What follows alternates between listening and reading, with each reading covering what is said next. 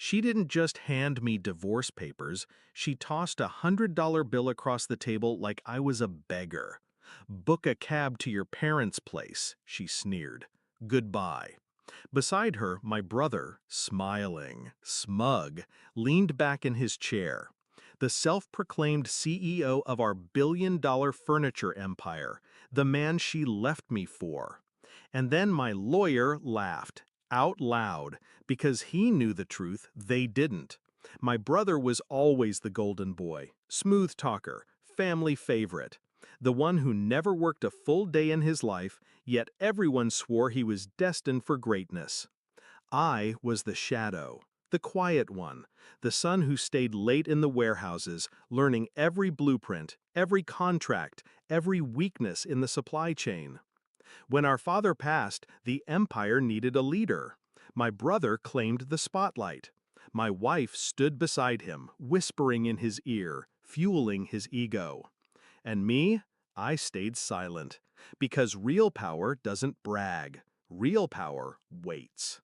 The first betrayal was her absence, missed anniversaries, excuses, late nights she spent helping him with strategy. Then came the slips, the cologne that wasn't mine, the calls that ended too quickly, the way she stopped meeting my eyes at breakfast. I didn't confront, didn't rage, I observed. And when I finally caught them together, in the office my father built, her lips on his hands on what was mine, I said nothing. Because fury destroys. Patience sharpens. They thought they'd taken everything. She filed for divorce, confident I'd walk away empty-handed. He strutted in interviews, claiming the CEO title, boasting about his empire. But what they never understood was this. The empire had always been mine, legally, strategically, entirely. I didn't just work in the shadows, I built them. While he posed for cameras, I negotiated the contracts. While he spent money, I structured the trusts. While they plotted together, I secured majority control in silence. Every signature, every clause, every share. I wasn't the shadow, I was the architect. So when the final settlement came and she tossed me that pathetic $100 bill, my lawyer couldn't help himself. His laughter cut the silence in two. She frowned. My brother snapped, "What's so funny?" That's when the folder hit the table. Thick, heavy. Inside, proof.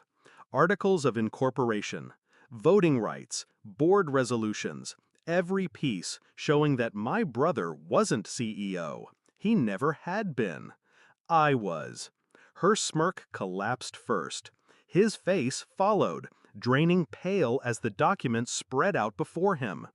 My lawyer spoke, voice calm, precise. "Your settlement proposal assumes he's a dependent, that he owns nothing. That's incorrect." He leaned back, savoring the moment.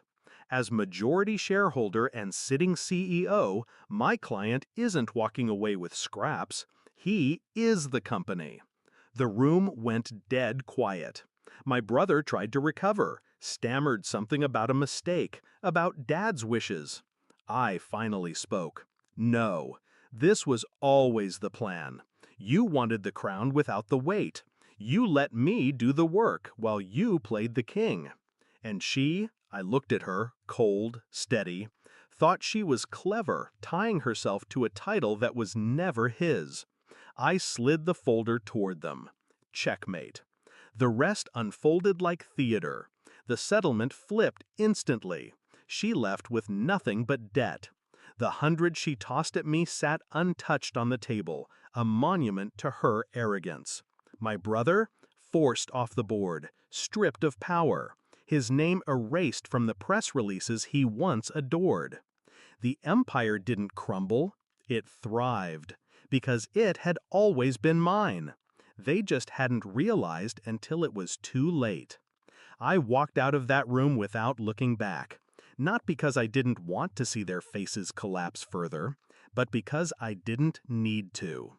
Revenge isn't about spectacle, it's about precision.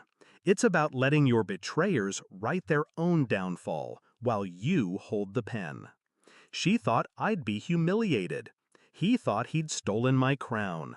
But when the dust settled, the truth was simple. They'd betrayed a man who'd already won. Now, when I sit in the boardroom, I see their ghosts. Her smirk, his swagger, both illusions, both broken. And I remember the lesson they taught me without realizing it. Never announce power. Never flaunt it. Control isn't declared. It's revealed at the exact moment it destroys your enemies. So when my lawyer laughed that day, it wasn't just at their stupidity, it was at the inevitability, because they were already finished the moment they believed the empire wasn't mine.